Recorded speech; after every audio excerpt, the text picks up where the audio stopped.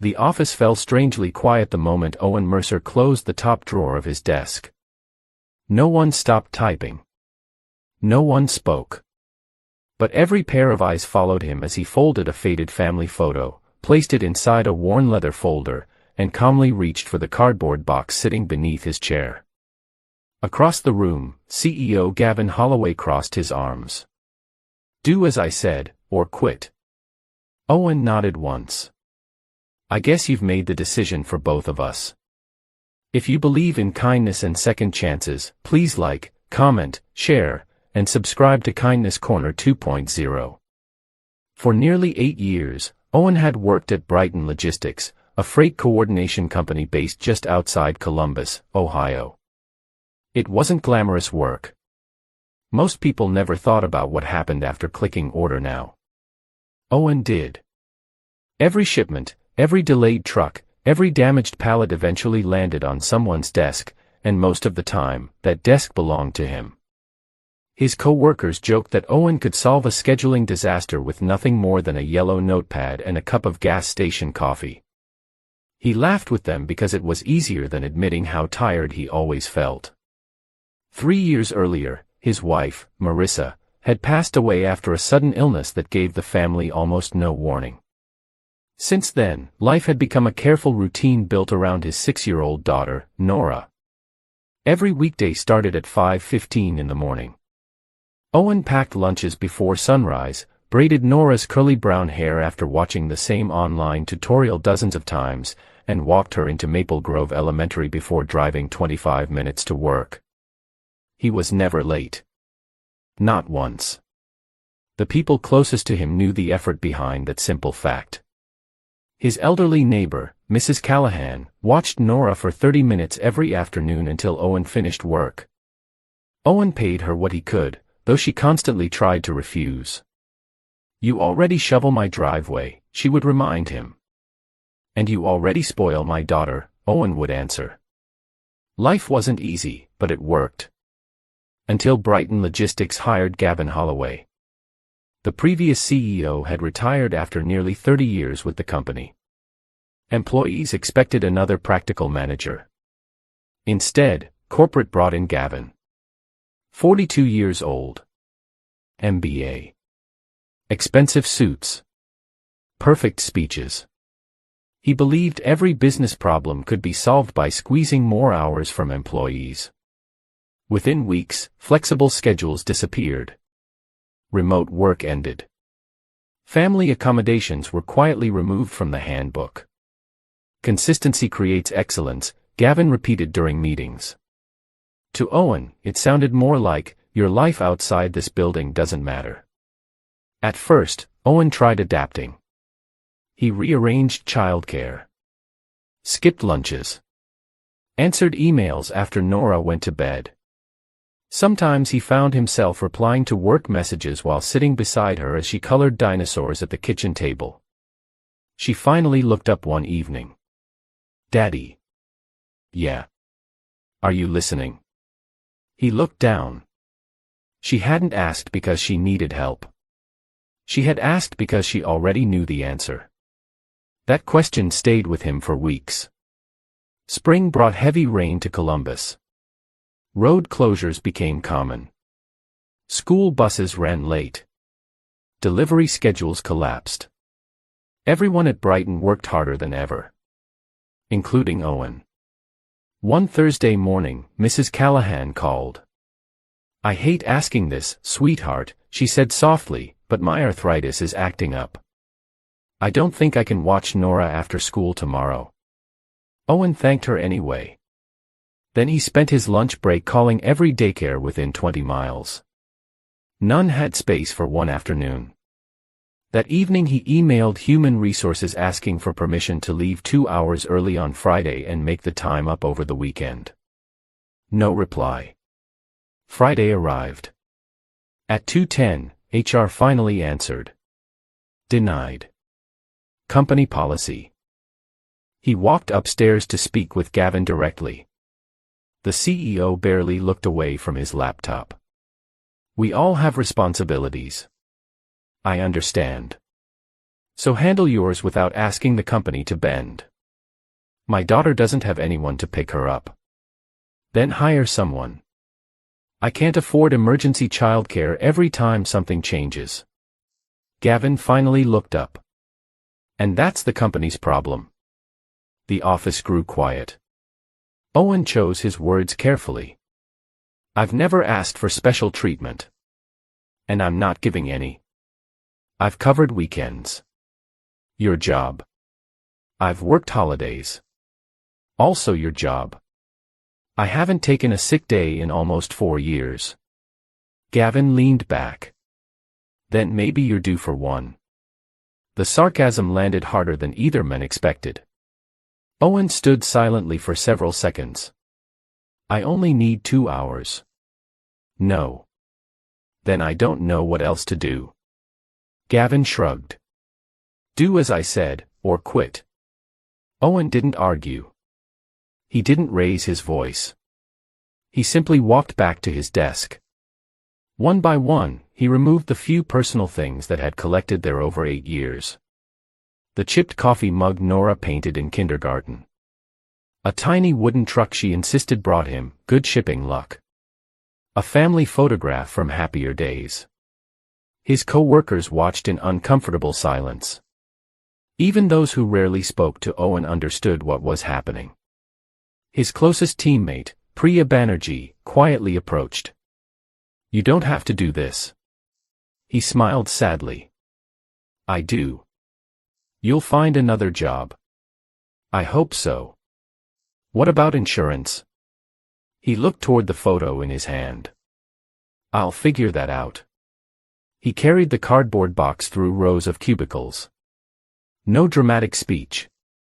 No slammed doors. Only the soft sound of footsteps disappearing down the hallway. Outside, rain tapped gently against the parking lot. Owen climbed into his 12-year-old pickup, rested both hands on the steering wheel, and allowed himself exactly 1 minute to breathe before driving toward Maple Grove Elementary. Nora was sitting alone on the front steps, hugging her backpack.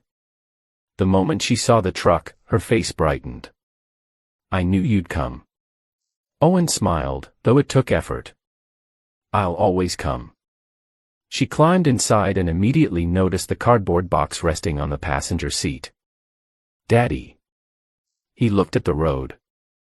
I think we're going to have a different kind of week. Nora didn't ask another question. She simply reached across the seat and slipped her small hand into his. Sometimes children understand silence better than adults ever do. That evening, Owen cooked boxed macaroni and cheese because it was cheap, quick, and one of the few meals Nora never complained about. They ate at the small kitchen table beneath a calendar that still had last month's page hanging because neither of them had remembered to change it. The television stayed off. The house felt quieter than usual. Finally, Nora looked up. Are you going back to work on Monday? Owen stirred the macaroni with his fork before answering. I don't think so. Did you get fired?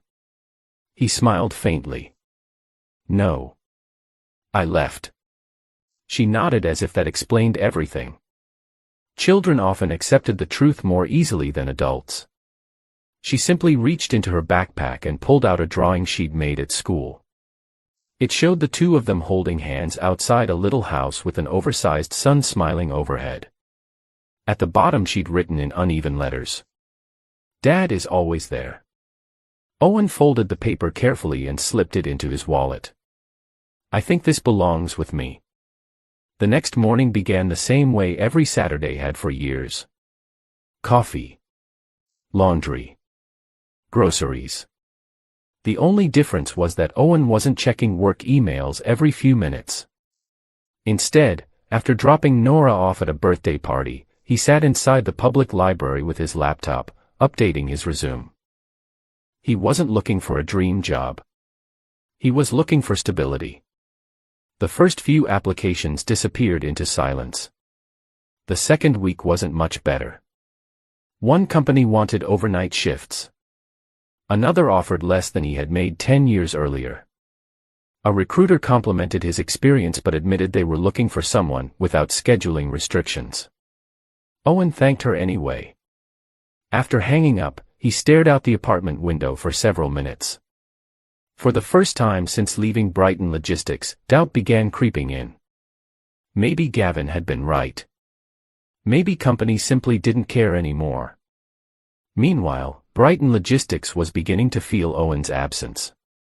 Not dramatically. Quietly. The people who had worked beside him noticed first. Shipment delays started piling up. Customers who had once asked specifically for Owen now found themselves repeating the same explanations to 3 different employees. Small mistakes multiplied. Nothing catastrophic. Just enough to make every day harder. Priya found herself reopening notebooks Owen had left behind. His handwriting filled page after page with shortcuts, reminders, and little notes explaining problems before they happened.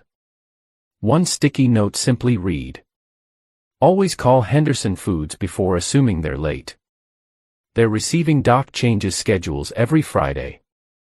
Another said: "Truck 214 overheats on steep grades. Give it an extra 30 minutes." They weren't official procedures. They were years of paying attention. And no spreadsheet had captured them. Gavin blamed the staff. "We need more urgency." People worked longer hours. Mistakes continued. The atmosphere became tense. Employees stopped volunteering ideas because every meeting ended with another lecture about efficiency. Within a month, 3 experienced coordinators resigned. Human resources struggled to replace them. Applicants accepted offers, stayed a few weeks, and left. The company wasn't collapsing. It was simply becoming a place nobody wanted to build a future. One rainy afternoon, Priya found Gavin standing beside Owen's empty cubicle. "You knew him better than most." "I worked with him." "Why didn't he tell me he was this important?" She answered honestly. "He probably thought his work spoke for itself." Gavin looked around the department. For the first time, nobody avoided eye contact because they were afraid. They avoided it because they were exhausted. Across town, Owen accepted temporary work with a regional nonprofit that distributed donated food to community kitchens. The pay wasn't spectacular. The office was smaller. The computers were older. The break room coffee somehow tasted even worse. But on his first morning, the operations manager, Meredith Sloan, shook his hand and said something he hadn't heard in a long time.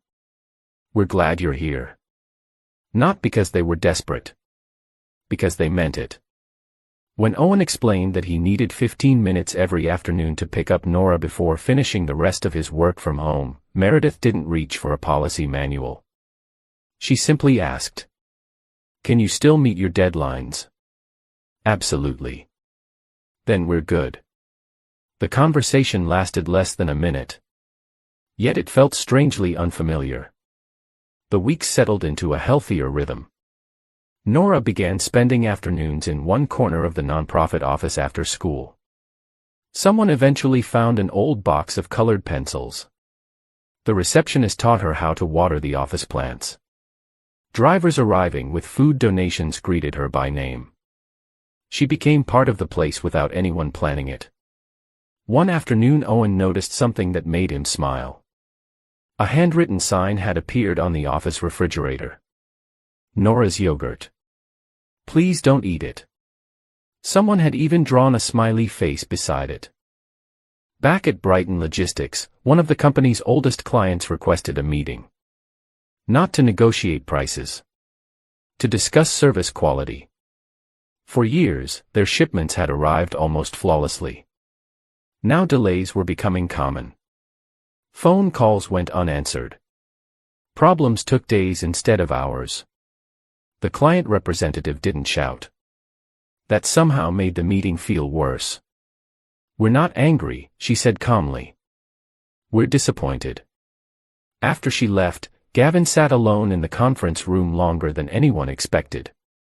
He remembered Owen standing in this very building asking for 2 hours. 2 hours. Not a raise. Not a promotion. Not special treatment.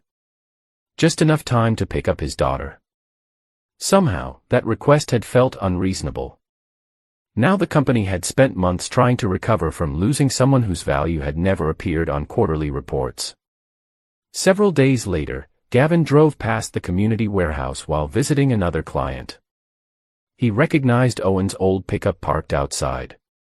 For a moment he considered driving away. Instead, he pulled in. Inside, volunteers were organizing food boxes. Owen was helping unload a truck while laughing at something an elderly volunteer had said. He looked lighter. Not richer. Not more successful. Just lighter. When Owen noticed Gavin, he wiped his hands on a work towel and walked over. Neither man spoke immediately. Finally Gavin said, "I owe you an apology." Owen waited. "I thought managing people meant treating everyone exactly the same. It doesn't. I know that now." Rain tapped softly against the warehouse roof. Gavin looked around. "I also wanted to ask if you'd consider coming back." Owen smiled politely. "I appreciate you asking. But I already have everything I was looking for." Gavin glanced toward Nora, who sat nearby drawing pictures beside Meredith's desk. The little girl waved. He waved back. Only then did he understand what Owen had been protecting all along. It wasn't convenience. It was time. Before leaving, Gavin asked one final question. "What could I have done differently?" Owen thought for a moment. Then answered quietly. "You could have asked one more question before giving one more order." There wasn't much else to say. They shook hands. No dramatic music. No cheering co-workers. Just two adults walking away with a better understanding than they'd had before. Months later, Brighton Logistics introduced flexible scheduling for parents and caregivers. Managers received training on handling employee requests with more empathy instead of automatic refusals. The policy wasn't named after Owen. Most employees never knew why it had changed. That didn't matter. Sometimes the people who make workplaces better never receive awards. Sometimes they simply leave behind an example others finally notice. At the nonprofit warehouse, Owen found something he hadn't realized he had been missing for years. Peace. The paycheck covered the bills. The work mattered. And every afternoon, without rushing or apologizing, he picked Nora up from school himself. On Fridays, they stopped for ice cream before heading home. It wasn't expensive. It wasn't extraordinary. But it became their favorite tradition. One evening, Nora looked up while eating a chocolate cone. "I'm glad you quit." Owen laughed. "So am I." He realized then that success wasn't always about keeping the biggest job. Sometimes it was about refusing to lose the people waiting for you when the workday ends. Comment: kindness still exists, if you believe even one good act can change someone's life. If this story touched your heart, please leave a like and share it with someone who still believes kindness matters. Life doesn't always reward us the moment we choose kindness or integrity. Sometimes the reward comes quietly, in peaceful dinners, unhurried conversations, and knowing the people you love never had to wonder whether work mattered more than they did. In the end, the greatest success isn't having power over others, it's building a life where the people who count on you know they'll always come first.